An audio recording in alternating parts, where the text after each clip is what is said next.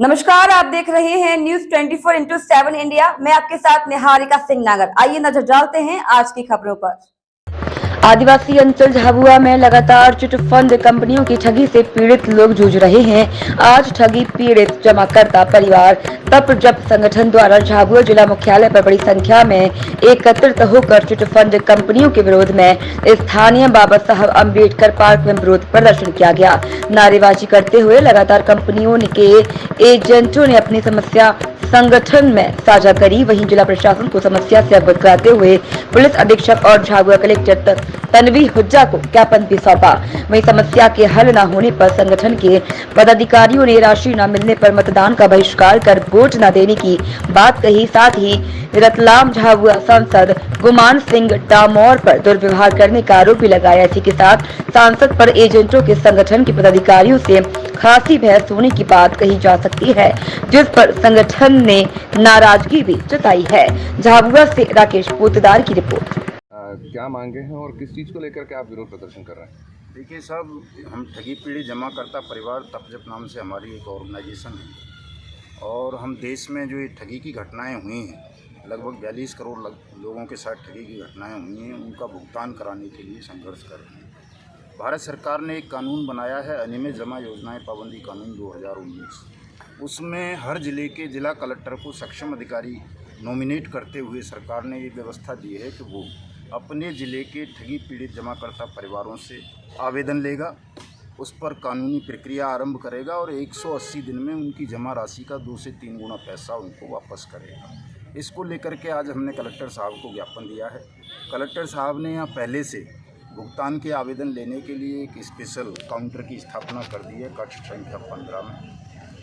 तो हम उनको धन्यवाद देते हैं कि उन्होंने कर दी है। आज हम मिले थे तो उनसे हमने तहसील स्तर पर इस तरह के काउंटर स्थापित करने की मांग की है। उसके लिए भी उन्होंने कह दिया है कि हमने ये आदेश पहले ही जारी कर दिया है। एसपी साहब से हमारी ये डिमांड थी कि सब जो एजेंट साथियों के खिलाफ निवेशकों की शिकायत पर फर्जी मुकदमे दर्ज किए जाते हैं, उनको पुलिस द्वारा प्रताड़ित किया जाता है, उसको बंद करवाएँ। तो एसपी साहब का कहना ये है कि मेरे ज़िले में एक भी FIR किसी एजेंट के खिलाफ नहीं हुई है, न किसी को जेल भेजा गया है। अगर ऐसा कोई मामला है तो उसे मेरे संज्ञान में लाएं, मैं उस पर तत्परता से कार्रवाई करूँगा। इन जिन कंपनियों को लेकर के आप लोग लगातार जो है कि अपनी मांग रख रहे हैं, ऐसे में जो उनके डायरेक्टर्स थे, संचालक जो थे, उन पर ज़रूर कार्रवाई देखी गई है। ऐसे में आपको लगता है कि जल्द से जल्द आपको न्याय मिल पाएगा? देखिए, सब कानून बन गया है और कानून बन गया है तो निश्चित रूप से आज नहीं तो कल उसकी अनुपालना होगी, पैसा मिलेगा। अगर ऐसा लगा हमें कि देर हो रही है न्याय मिलने में, अन्याय ज़्यादा बढ़ता जा रहा है, तो हमने फिर एक संकल्प और लिया है कि हम देश के 42 करोड़ परिवारों से मतदान का बहिष्कार कराएंगे और पहले भुगतान फिर मतदान का नारा बुलंद करके देश में इस बेईमान सिस्टम को मजबूर करेंगे कि वो इस कानून के तहत सबका पैसा 180 दिन में वापस करेंगे। देखिए, 15 सालों से लगातार बीजेपी की सरकार जो है कि मध्य प्रदेश में काबिज है। ऐसे स्थिति में आपकी ओर से सरकार से इस ओर ध्यान देने के लिए कोई मांग की गई या स्थानीय कोई जनप्रतिनिधि से आपकी किसी तरह की कोई चर्चा? सांसद महोदय से यहाँ के साथी मिले थे, उन्होंने दुर्व्यवहार किया, कहा कि जो है जी मुझसे पूछ के पैसा जमा किए थे क्या, इस तरह की बातें की हैं उन्होंने। ये इस पूरे मामले को आप खुल करके बताएं, चूँकि इसमें साफ तौर पे आप सांसद पे इस तरीके का आरोप लगा रहे हैं कि उन्होंने आप लोगों के साथ में दुराचार किया। उस दिन हाँ, देखिए, दुराचार नहीं, दुर्व्यवहार है, दुराचार नहीं है। लेकिन हाँ, तमाम सांसद ऐसा कहते हैं, अकेले यहीं के सांसद ने नहीं कहा, देश भर के तमाम सांसद ऐसा कहते हैं। मैं इन तमाम सांसदों को ये चेतावनी देना चाहता हूँ बतौर राष्ट्रीय संयोजक ठगी पीड़ित जमाकर्ता परिवार कि वो इस भूल को, अपने भ्रम को दिमाग से निकाल दें कि आपको पूछ के हमने पैसे जमा किए थे या नहीं किए थे। तमाम सांसदों ने, विधायकों ने, चीफ मिनिस्टर्स ने, प्रधानमंत्री ने स्वरोजगार मेलों का आयोजन करवाया देश में, और ये तमाम ठग कंपनी या क्रेडिट कोऑपरेटिव सोसाइटी, चाहे वो राष्ट्रीय सहारावादी हो, सहारा इंडिया परिवार, चाहे वो PACL हो, चाहे वो ADB हो, चाहे बाइक बोट हो, चाहे साइंस सिटी हो, फ्यूचर मेकर हो, या दूसरी कंपनीज हों या आदर्श क्रेडिट कोऑपरेटिव सोसाइटी, इन सबका प्रचार प्रसार स्वयं प्रधानमंत्री ने किया, तमाम राज्यों के चीफ मिनिस्टर्स ने किया, तमाम सांसदों ने किया।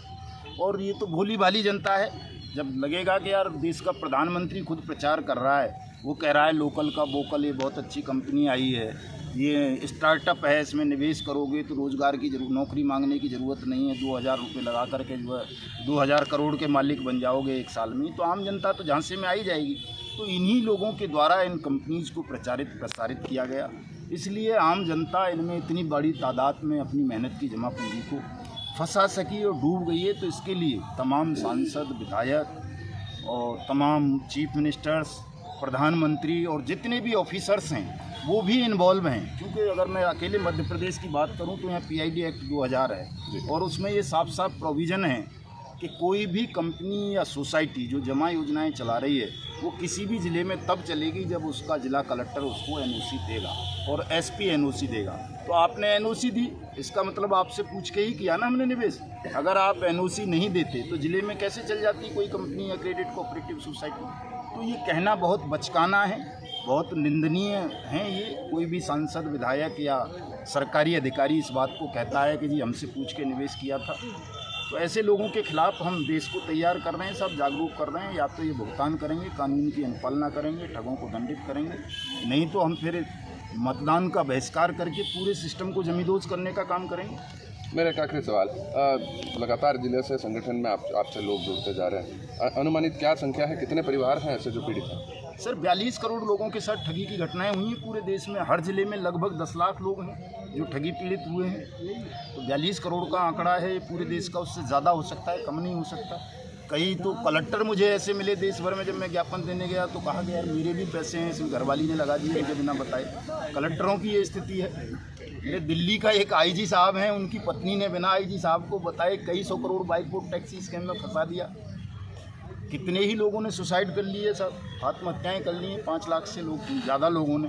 कई सांसदों ने आत्महत्या की है, आपको पता होगा शारदा स्कैम में फंस के एक गवर्नर साहब ने कर ली थी, एक DGP साहब ने आत्महत्या कर ली। तो ये बड़े प्रकरण हैं, सबकी नॉलेज में है, लेकिन सरकार इनको लेकर अभी गंभीर नहीं है। चूँकि हमारे साथी जो पीड़ित हैं वो एकजुट नहीं थे और हम इनको एकजुट करने का काम कर रहे हैं। सरकार संवेदनशील होगी। 31 जुलाई को हम दिल्ली रामलीला मैदान में एक बड़ा विशाल कार्यक्रम करने जा रहे हैं ठगी पीड़ित जमाकर्ता परिवारों का। निश्चित रूप से सरकार को इस मुद्दे को गंभीरता से लेना होगा, सबका भुगतान करना होगा। ठीक है, अपने नाम और पद बताएं। मेरा नाम मदन लाल आज़ाद है, ठगी पीड़ित जमाकर्ता परिवार तपजप का राष्ट्रीय संयोजक। दुर्व्यवहार किया गया है सांसद द्वारा आप लोगों के जो ठगी पीड़ित परिवारों से जो संगठन निकल करके आया है। जी हाँ, हम लोग हमारे कुछ 125 साथी हमारे साथ में थे। हमने SP साहब को ज्ञापन दिया, कलेक्टर महोदया को ज्ञापन दिया। उस दिन हमने माननीय सांसद महोदय को भी ज्ञापन देने गए थे। उन्होंने पहले तो आवेदन हाथ में ले लिया, लेकिन फिर उन्होंने अचानक क्या उनको दिमाग में आए तो बोले आप किस प्रकार किस व्यक्ति से कैसे आवेदन दे रहे हो और आप जो है किससे बात कर रहे हो यहाँ। मैंने कहा सर ज्ञापन देना है, ये हमारे आपका हम सहयोग चाहते हैं कि आप सांसद होने के नाते, यहाँ के जिला प्रतिनिधि होने के नाते जनता के आप हमारा सहयोग करें और ये संसद में इसका मुद्दा उठाएं ताकि पीड़ित परिवारों का पैसा जल्दी से जल्दी मिले। तो हमारे एक साथी ने किसी ने बीच में बोल दिया सर OC मिलेगी, भाई उसको नॉलेज नहीं था, उसने बोले OC मिलेगी। तो मैंने उसे हाँ कर दी कि सर OC। बोले तुम मैं क्या किसी का चपरासी हूँ क्या, मैं किसी का नौकर हूँ क्या, तुम मेरे से OC मांग रहे हो, भलते उठ के चले जाते हो क्या। मैंने कहा सर ऐसी बात नहीं सर, आपको ज्ञापन दे रहे हैं, ठीक है किसी ने बोल दिया हो तो उससे क्या कौन सी बड़ी बात हो गई, आपसे कोई OC ले थोड़ी ली हमने, नहीं लेंगे आवेदन, जाओ आप यहाँ से, आपको जो होना है उसको कर लो। मैंने कहा सर आप गलत तरीके से बात कर रहे हो।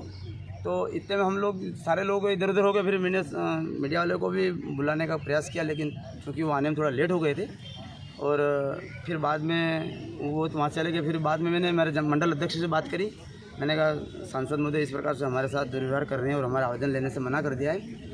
तो बोले ये OC मांगने लगे, तो हमने हमारी मर्जी, तो आवेदन किसी का लेना किसी का लेना हमें हमारे विवेक के ऊपर है, डिपेंड है।